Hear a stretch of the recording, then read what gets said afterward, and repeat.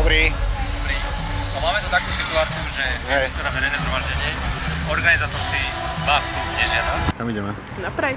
Tešíš sa? Čo tam budeme robiť? Provokovať? Koho? Všetkých, čo tam budú. Chceš buzerantov?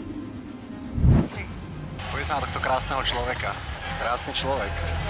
Zmenevaj sa, nemôžem tam pustiť, dobre? Je nariadenie, musíme počkať, že ti to schvália, vieš ako? Ale čo Mám to ešte 5 Hej! Veď sa má tak, že iba sme prišli a už nás vyhazujú. Neboli sme tu ani 5 minút. Dobrý deň. Dobrý. Dobrý. No máme tu takú situáciu, že teda verejné zhromaždenie, organizátor si vás tu nežiada. To ja chápem, ale to je verejné priestranstvo, pokiaľ. Áno, ale oni majú svoje práva. Ja som išiel za účelom, že ja sa chcem, že konečne už chcem prestať s týmito svojimi extrémistickými pohnutkami. Tak chcem znormalizovať konečne. Konečne, aby na mňa bol otec aspoň raz hrdý v živote.